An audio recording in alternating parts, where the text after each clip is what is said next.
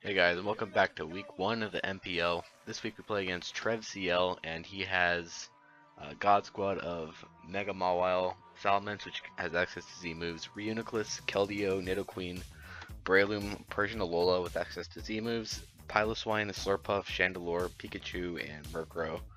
While I have Mega Gallade, Thunderside with access to Z moves, Togekiss, Alolan Muck, Latias, Empoleon, Darmanitan, Mismagius with Z move access, Seismitoad, Stunfisk, Lickitung, and Sceptile. So the first thing I'm looking at this matchup is obviously I have no Mega Mawile switch-ins. There pretty much exist no Mega Mawile switch-ins in the game, so I'm going to have to play offensively around that Mon rather than defensively. Even though I like to build a lot of my teams with Justin, and he builds very defensively, so he sees Mons like Mega Mawile as very threatening. I also like to build with Jake a lot. He builds very defensively too. So I'm building a more offensive team, which is the kind of team I like to bring. But I usually balance that out by building with defensive players, so I can bring a more balanced variety of team. But definitely gonna lean towards an offensive team to deal with mons like Mega Mawile. And actually, one other mon, Slurpuff. Surprisingly, I have to play very offensively around because you might notice that, if you remember my team at all, that Belly Drum Slurpuff with Citrus Berry and Burden actually sweeps my team at +6 with access to Drain Punch and Play Rough. It actually outspeeds and OHKOs every single mon on my team, which is extremely scary. So I'll actually have to play around that well this match and have each of my mons make Slurpuff unable to set up on it. So you see the first mon I have here is Mega Gallade. Mega Gallade is 4 attacks this week. The reason for that is he's just going to be able to revenge me with Persian if I set up, so there's no real reason for me to set up this week. Like, even if I'm bulk up, he can still revenge me because Foul Play does so much, because its stab and Gallade's attack is so much higher than its defense. So Zen, Close Combat, X Scissors, Shadow Sneak. Zen basically doesn't allow Slurpuff to set up because it does so much. Slurpuff, after setting up, it'll be at 75% health, and Zen does like 60, and then Sneak finishes it off. So as long as I hit my Zen, and he's not a really bulky Slurpuff, I should be able to kill him. And I don't think he's bringing a bulky Slurpuff because he needs the speed to outspeed things like Sceptile and my faster Scarf Darmanitan. I believe he doesn't outspeed with a bulky set. He needs a lot of speed to outspeed that. He might be adamant, but he definitely can't run a bulky adamant set. So that's Mega Gallade. It basically has all the coverage it needs for his team. Zen for Salamence, Keldeo, Nidoqueen, Breloom, and then Close Combat for Piloswine, Persian, pretty much everything. Also it's Keldeo, it's Mega Mawile, and then X Scissor for Reuniclus and Persian, though I guess Close Combat hits Persian as well. Chandelure can sort of switch into the set a little bit because I have Zen, but Shadow Sneak actually does a lot to it. So Shadow Sneak not only good for killing a low Salamence and Slurpuff when they're sweeping my team, but also for doing like half to Chandelure, which is really nice because it's pressured by rocks a lot. So the second mon on this team is the Thundurus, also has no setup. That's because Mon's like, I basically can't set up. I can't set up on anything, and he's 100% going to bring Scarf Chandelure in my opinion, because it's his best way to revenge Mega Gallade, and he's going to want to have a mon to revenge Mega Gallade because he's either going to bring Persian or Scarf Chandelure or both to revenge Mega Gallade, because Mega Gallade is such a huge threat in general. So in my opinion, his fast mon is going to be a Scarf Chandelure, which will be able to revenge Mega Gallade, and will actually revenge his Thundurus because Fire Blast does a ton to it. So because of that, I'm not trying to sweep with this Thundurus. I have Thunderbolt, Psychic, Flash Cannon, and it's Z Flash Cannon. That does quite a lot to Slurpuff. I don't need the Z move to keep Slurpuff from setting up, but the Z move is really nice to hit neutrally stuff like it hits Piloswine really hard and makes me, it frees up a move slot from Z Focus Blast so that it covers both Slurpuff and Piloswine, which is really nice. and T-Bolt for pretty much everything else, and Psychic for Nidoqueen. So that works out. T-Wave is for Slurpuff if he's already set up. Also for Chandelure if I'm in a position where I have to sack Thundurus. Also good for Salamence if he gets up a DD. That can be a really big threat to my team because he actually gets to set up on a decent amount of my Mons. If he's in Intimidate set, he can set up on Gallade. He can actually set up on Muck as well because I'm not running an Ice Punch set this week. So I'll move on to Togekiss. Togekiss is actually a fast Air/Fire Blast Nasty Plot set. The reason for being offensive is that I only need to get one flinch against Slurpuff to make it unable to set up. And I also am able to do a ton to Mega Mawile with Fire Blast while I'm offensive. So that's the reason for being offensive. Nasty Plot is pretty good because I won't be able to sweep his team with Nasty Plot. He has a lot of Mons that are faster than me and do more than half. But those Mons take a ton from Air Slash, especially +2 Air Slash. Like, for example, Keldeo. Keldeo can Hydro Pump me to like 55, something like that, 60. But he just drops to Air Slash, especially if I'm +2. So even though I'm not outspeeding Keldeo, I can still take a decent hit from it and just remove it from the game, and that's a big threat con. Same with a Mon like, I don't know, Scarf Chandelure. He comes in and does like 50 to me with Fire Blast. I go for a +2 Air Slash and it's gone. And I have a lot of setup opportunities on against his team too. Against Mons like Breloom, Reuniclus, even Salamence if he's already burned his Z move. I can just set up and be fine. And I guess I'll move on to the next Mon. So this is a Muck. It's an offensive Muck with Pursuit, Poison Jab, Knockoff, Fire Punch. Pursuit definitely for Chandelure. Because I do think his win con late game will be a Scarf Chandelure, Pursuit is really good for trapping it. Pursuit also traps Reuniclus if he chooses to bring it and stay in, and not stay in on my Muck. The Knockoff is kind of free against his team too. Fire Punch and a little bit of speed is hoping to outspeed Mega Mawile and get like a decent chunk off on it that puts it in T-Bolt range from Thundurus and Fire Blast range from Togekiss and close combat range from Gallade. But I'm definitely going to need a combination of moves to OHKO that Mon, which is annoying because I don't want to be running boosting items on my Mons because I need the passive recovery. Moves like items like Figgy Berry on Muck, Leftovers on Togekiss, and I need the Z move on Thundurus for Piloswine. Because Piloswine is actually, I haven't mentioned this yet, but Piloswine strangely is a huge offensive threat to my team. I don't have much to switch into both Earthquake and Icicle Crash, and Ice Shard is a huge threat late game. Like, you can see the 6 Mons I brought. Latios takes a ton from Ice Shard, Empoleon gets destroyed by Earthquake, Muck gets destroyed by Earthquake. So I'm hoping to outspeed with this set, so I could knock off and get rid of its Eviolite. Togekiss can sort of take its moves okay, but it needs to like flinch, and then I guess it can roost off on an Icicle Crash, so it's a shaky check, but it can check. Thundurus can Z move it, but I still take a lot from Ice Shard and Gallade. I can just kill it, but I don't switch in. Still take a ton from EQ. So Piloswine's a pretty big offensive threat, so that's why I want some speed on this, and the speed also allows me to outspeed a slow Mawile, which is nice. I chose to run Fire Punch over Ice Punch, mainly because a +1 Salamence is a lot less scary than Mega Mawile getting off free hits, and Mega Mawile getting not taking the whatever 50 damage from a Fire Punch means that it'll get not only the kill on Muck, but also another kill plus a Sucker Punch, because I'll need to first sack Muck and do like 10 with knockoff, and then go like Togekiss, go for Fire Blast. Mawile's left at like 20.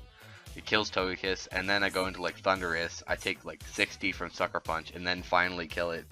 So I really don't want that to happen. So I put Fire Punch on Muck, so the Mon that revenges definitely puts it in range. Next I have Empoleon. This is yet another offensive Mon. This week I am running an offensive Shuckaberry Empoleon. Shuckaberry is for EQ Salamence because I do believe that'll be the move he uses to hit me. Shuckaberry is also great, so I switch into Nidoqueen. It also makes this Empoleon a really solid lead because I do think he will be leading with Nidoqueen. So I not only get to probably outspeed him with this set, but I Oko most Nidoqueens with Hydro Pump, and if I go for rocks, he goes for Earth Power. I take like 40, and then I can Hydro Pump on the following turns. His team doesn't have the best rock resist, not rock resist, water resist. His water resists are Salamence, which I can Ice Beam, and I especially have the Shucca Berry, so I can take whatever move he goes for and Ice Beam after that, and Keldeo. But I have a decent Keldeo. I have decent Keldeo checks on my team. Togekiss checks it, and Latias checks it really well. And I guess Breloom counts as a water resist, but not really. And that's it for his water resist. So Hydro Pump is really solid against his team, and getting up rocks is really important against him too. So Salamence takes 25, and Chandelure is in sneak range after 2 rounds of rocks. And finally, I have this Latias. It's an offensive set. I know I'm bringing a lot of offensive mons, but I really can't afford to play defensively around his Mega Mawile. I'll just get destroyed. Also because his Breloom might have Spore, and just bringing a slow team against like a possible Spore Swords Dance Breloom is really bad. I don't want to do that. And I decided to be offensive because given that Piloswine is coming in, I want to be dealing as much damage to it as possible. And the same is true for mons like Reuniclus. I'd rather just be doing more damage than less damage because I'm forced out no matter what my set is. So I have Draco Psychic Roost. Healing Wish is basically there so Mawile can't set up on me. Like, if Mawile comes in on me, there's nothing I can do about it getting a free kill. Like, HP Fire isn't doing near enough. So instead I can Healing Wish into a Mawile check, like Empoleon or something, and be fine there. So that's sort of the idea. Because if he's an SD Mawile and comes in on Latias, I really don't want him to give him that free SD. But I also don't want to switch hard into my checks because my checks don't really hard into Mawile. They're more revenge checks. Like, even though Togekiss does a lot with Fire Blast, I'm not switching into a Play Rough at all. So Healing Wish gives me that free switch in. Even though I'd rather be a Memento like Latios gets than Healing Wish this match for sure, because a lot of my mons get Recovery. So that's my team for Trev, and let's get into the game. Alright, let me fit it to the screen better. There we go. Just like that. So he brings a team with a Murkrow, which I did not prep for at all. I did not see this Murkrow coming. I mean, I didn't see why it would come against a team with a lot of mons that resisted stabs. And just generally, it's not that great of a mon, especially when I have a Thundurus and stuff. But he did bring it, and as expected, there's the Piloswine, the Nidoqueen, the Mawile, and the Salamence. I definitely expected Slurpuff over either Breloom or Murkrow because I didn't feel like Breloom had a good matchup against me, because I have stuff like Togekiss, I have stuff like Thundurus and Gallade, which just Oko Breloom, and pretty much all of my offense resists Mach Punch. Like Mega Gallade resists Mach Punch, Thundurus resists Mach Punch, Togekiss 4 times resists Mach Punch, Latias resists it, Mismagius is immune to it. So I really didn't think Breloom's priority was going to come against me, but he did bring it, so we'll definitely have to play around that. Even though he did bring it, I don't feel like I'm under prep for it, because I just don't feel like baseline it's that good against me. So even though it caught me off guard, I don't think that it'll be a huge deal. So I'm just going to lead Empoleon, definitely my dedicated lead, because I do think he's going to lead with either of his 2 potential rockers. I guess Mawile's a potential rocker, but come on, it's going to be either Nidoqueen or Piloswine. So I lead Empoleon. I'm going to switch sides real quick, and I do get the Nidoqueen lead right. So he's thinking I have to switch out because... Wait, hold on. Let's reset real quick. So he's thinking I have to switch out because I don't want to take this Earth Power damage, because I need this thing around for Salamence and Mawile later. He's thinking of maybe a max defense set to take a hit from Mawile, which is definitely a good set against him, but I don't run good sets. So I stay in, I just go for rocks because I'm thinking, alright, he might not want to risk just dying to a water move turn 1. So I just go for rocks, and he stays in, which is fine. I can just go for a Hydro Pump here because he didn't bring his Keldeo, so Hydro Pump is really free. I definitely expected Keldeo Slurp Buff over Breloom Murkrow, but this is what he chose to bring. So because I have rocks up, Hydro Pump is really good because, I mean, what's he gonna switch in? Like, Mawile just dies, Murkrow just dies, Nidoqueen dies, Piloswine dies. I guess Breloom takes like maybe 60, 70, and Salamence maybe doesn't die, but it dies to Ice Beam on the following turn. So Napoleon pretty much claims a kill here, or at least does a ton to Breloom if he goes hard Breloom. So that's what I go for. I hit it, and Nidoqueen is down. So that is huge. Thundurus is going to have such a better time late game because this Nidoqueen is down. So that's great for me. We got our rocks up, which are going to be great against his Salamence, and his Nidoqueen is down. So this Empoleon did its job and is at full health, and its Choco Berry still hasn't been used. It's a great first 2 turns for me as he goes into Breloom. So I don't want to take a Mach Punch here. I know I can take a Mach Punch, and I do kill this thing with Ice Beam, but I really don't want to risk it, and I also don't want to risk a Spore. So I think about what my most useless Mon is, and if he wanted to Spore it, and also what would take Mach Punch well, and because of that, I decided to go into Latias because he has Mawile left, and I don't want Mawile coming in on Latias, so I'm not losing a Mawile check by getting Latias spored because it's getting a Mon that was already checked by Mawile, so that doesn't change the number of Mons checked by Mawile on my team. So I go into Latias as he goes for Force Palm. So this is, I believe, revealed adamant damage, but you don't really run Force Palm on non-Scarf Breloom. You usually run like Mach Punch, Spore, Bullet Seed, and then like either Coverage or SD or something like that. So Force Bomb definitely signals to me that he's a Scarf Breloom. So that's actually good for me because none of his moves really sweep me late game. Like I have, what, 4 Grass Resists alive and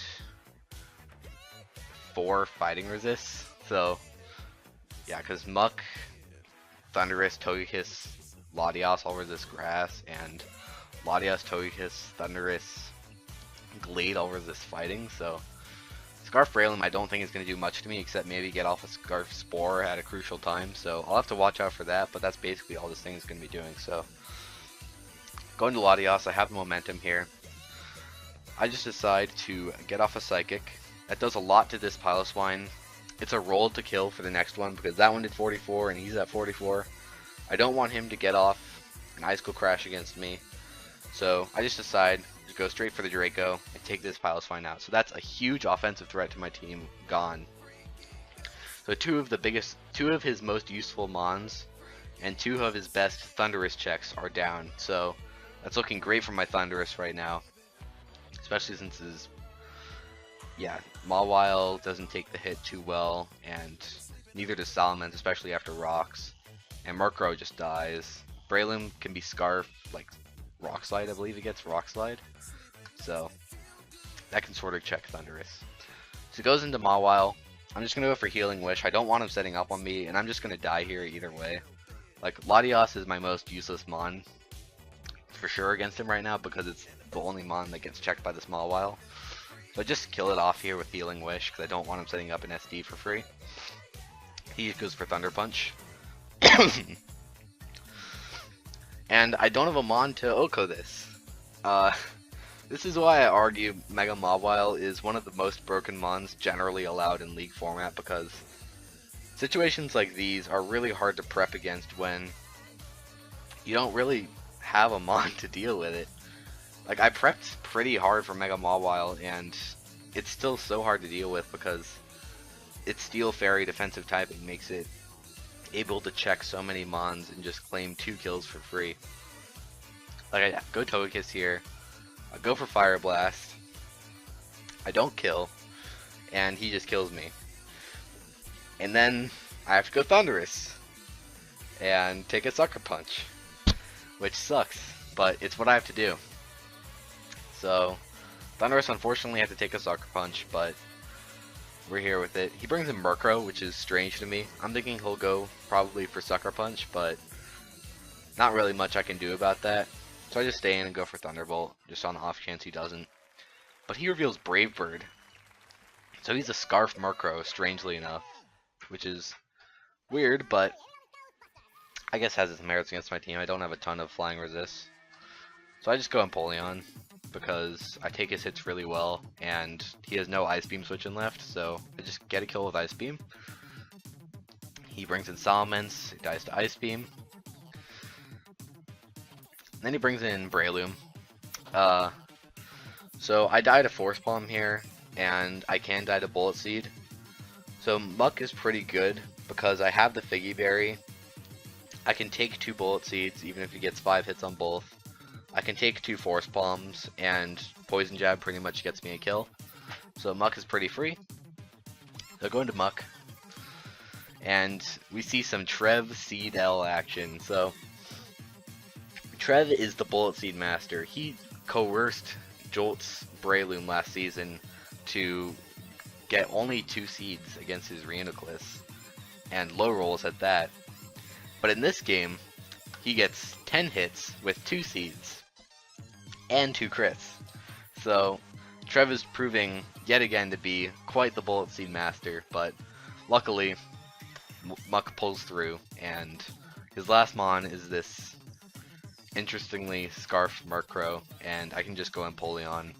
Wallet, even if he crits me with Super Luck, he's taking so much recoil that he'll die to Sneak from Gallade, so that will be the game. So we're going to come off with a Week 1 win against Trev for the NPL, which is really cool, because this is my first season in the majors, and it's nice to, you know, get off on a good foot and make people think that I belong here. So unfortunately, next week,